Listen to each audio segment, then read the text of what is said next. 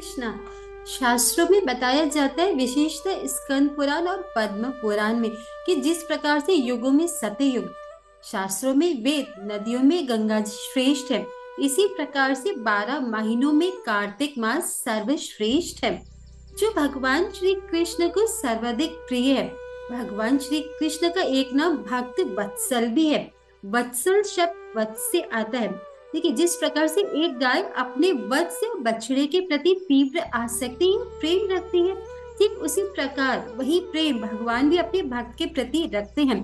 भगवान श्री कृष्ण अपने भक्तों से बहुत अधिक प्रेम करते हैं और भक्त अपने भगवान से बहुत अधिक प्रेम करते हैं। और भक्त वत्सल भगवान का यह एक गुण देखिए, उनके इस महान कार्तिक मास में भी आ जाता है। कार्तिक माह में भगवान की दया बहुत बहुत अधिक मात्रा में प्राप्त हो सकती है। इस माह में थोड़ी सी भी भक्ति करने में अनेक अनेक गुना अधिक फल मिलता है, जो अन्य महीनों में किए गए पुण्य लाभ से अनेकों गुना श्रेष्ठकर होता है। कर्म कांड के मार्ग में भी देखिए, कार्तिक माह को बहुत महत्व दिया जाता है। कर्मकांड यानी वह पद्धति जिसमें हम देवी देवताओं की या भगवान की भी उपासना करते, परंतु किसी भौतिक लाभ के लिए। जबकि शुद्ध भक्ति में हम भगवान से कुछ भी चाहते नहीं हैं, हम केवल भगवान की सेवा करना चाहते हैं। कहा जाता है कि कर्म कांड में जो पुण्य कार्य भगवान श्री विष्णु की संतुष्टि हेतु किए जाते हैं, उनका फल अक्षय होता है। तो फिर अगर कोई भक्त भक्ति भाव से बिना भौतिक लाभ की इच्छा से भगवान की अहेतु की ही सेवा करता है, तो उसको होने वाले लाभ की तो हम कल्पना भी नहीं कर सकते हैं। और यहाँ तक देखिए, कहा जाता है कि कार्तिक माह में भक्त की भक्ति से प्रसन्न होकर भगवान श्री विष्णु उन्हें अपना निजी धाम भी प्रदान करने के लिए वह तैयार हो जाते हैं। शास्त्रों में बताया जाता है कि इस मास में हमें भगवान की प्रसन्नता के लिए नाना प्रकार की विशेष सेवाएं करनी चाहिए, जैसे कि दीप अर्पण करना, भेंट देना, कोई विशेष सेवा करना, व्रत करना। इसे उच्च व्रत कहते हैं। इस कार्तिक माह में कार्तिक व्रत का पालन करके अपने पितरों का भी उद्धार किया जा सकता है। अर्थात जब कार्तिक व्रत का पालन जो करता है, उसके पूर्वज वैकुंठ को जाते हैं। कार्तिक माह की महिमा को इस प्रकार बताया गया कि जो कोई भी विधि विधान पूर्वक कार्तिक का व्रत करता है, तो उससे अर्जित होने वाले पुण्य का एक छोटा सा अंश भी सारे तीर्थों में स्नान करने, दान करने, यज्ञ आराधना करने से बहुत बहुत ज्यादा होता है। और कार्तिक मास में अर्जित किए गए पुण्य का कभी भी क्षय नहीं होता है, यह अक्षय होता है।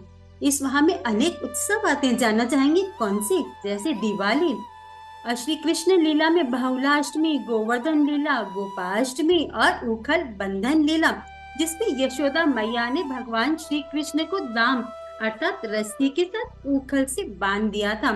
इसके कारण से उनका नाम पड़ा दामोदर, और इसी वजह से इस माह को दामोदर मास भी कहा जाता है।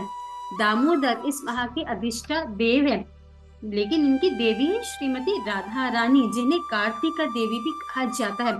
इस माह में जो व्रत किया जाता है, ऊर्ज व्रत कहते हैं, जो विशेषतः वृंदावन मंडल में किया जाता है। इसीलिए जगह जगह से कृष्ण भक्त कार्तिक में वृंदावन या मथुरा जाते हैं। परंतु अगर देखिए हम नहीं जा पाते, तो कृष्ण मंदिर में भक्तों के संग में आकर भगवान श्री कृष्ण की चर्चा करके, उनके नामों का, गुणों का, लीलाओं का श्रवण करके कहीं पर भी हम वृंदावन में वास कर सकते हैं। और तब हमें भी कार्तिक का पूरा पूरा लाभ मिल सकता है। जिस प्रकार से यदि किसी को चिंतामणि मिल जाए, चिंतामणि अर्थात जिसके छूने से कुछ भी स्वर्ण का हो जाता है, तो यदि वह व्यक्ति उसके मूल्य को ना जानकर उसे कूड़े में फेंक दे, तो वह मूर्ख ही कहलाएगा ना। ठीक उसी प्रकार यदि कोई जीव मनुष्य योनि प्राप्त करके कार्तिक मास में दामोदर भगवान की सेवा नहीं करता, कोई विशेष तपस्या व्रत नहीं करता, तो वह भी उसी मूर्ख व्यक्ति के ही समान है। पुराणों में बहुत ही विस्तार से वर्णन आता है कि जो व्यक्ति कार्तिक मास में तपस्या, व्रत, सेवा इत्यादि नहीं करता, तो उसकी क्या दशा होती है। साधारणतः जब हम कोई व्रत करते हैं, तो उसका फल एक जन्म तक सीमित रहता है, परंतु कार्तिक में की गई तपस्या व व्रत का लाभ कम से कम 100 जन्मों तक प्राप्त होता है। तो कार्तिक मास की विशेषता यह है कि कम से कम सेवा करने से ज्यादा से ज्यादा लाभ। इस माह में छोटी छोटी तपस्या हमें अवश्य करनी चाहिए। देखिए, जैसे पलंग पर ना सोकर जमीन पर सोना चाहिए, इंद्रियों को वश में रखने का प्रयास करना चाहिए, जप करना चाहिए, ब्रह्मचर्य का पालन करना चाहिए, किसी प्रिय वस्तु का त्याग कर सकते हैं, चाहे वह खाने की हो या पहनने की हो, भोजन नियंत्रण में होना चाहिए। और जो भी व्यक्ति भगवान श्री कृष्ण को अत्यंत प्रेम पूर्वक भोग लगाकर फिर उस भोजन को ग्रहण करता है, तो ब्रह्मा जी के एक दिन में भी उसके जीवन में कोई दुर्घटना नहीं घटती है और उसे अनेक उच्च लोकों की भी प्राप्ति हो जाती है। बताया जाता है कि जो सुबह उठकर स्नान आदि से निवृत्त होकर कृष्ण मंदिर जाकर सूर्य उदय से पूर्व भगवान कृष्ण के दर्शन करता है, उसे 1000 गाय दान करने का लाभ प्राप्त होता है। यदि कार्तिक माह में भगवान के धाम में जाते हैं, तो वहां पर मंदिर की परिक्रमा करने पर हर एक कदम से एक अश्वमेध यज्ञ करने का फल प्राप्त हो जाता है। कार्तिक माह में दान करने का भी बहुत अधिक महत्व है। और जो कार्तिक माह में भगवान श्री कृष्ण की विग्रह के सामने कीर्तन करते हैं, उन्हें निश्चित रूप से भगवान के धाम की प्राप्ति हो जाती है। वह इन सब में सर्वपरे है। भक्तों के संग में कृष्ण कथा का श्रवण, उनके मधुर नामों का जप और कीर्तन, जिसे करने से हमारे सारे पाप नष्ट हो जाते हैं और भगवान श्री कृष्ण अत्यंत प्रसन्न होकर व्यक्ति को उनकी अत्यंत दुर्लभ बहुमूल्य भक्ति प्रदान करते हैं। और जो भक्त भक्तों के संग में आकर भगवान की कथा सुनता है, भगवान श्री कृष्ण उससे इतने प्रसन्न हो जाते हैं और वरदान देते हैं कि केवल श्रीमद् भागवतम का पाठ करने से उसे सभी 18 पुराणों का श्रवण करने का लाभ भी प्राप्त हो जाता है। अगर कार्तिक मास में कोई भागवत गीता या भागवतम का आधा या 1/4 श्लोक भी पढ़ता है, तो उसे 100 गाय दान करने का फल प्राप्त हो जाता है।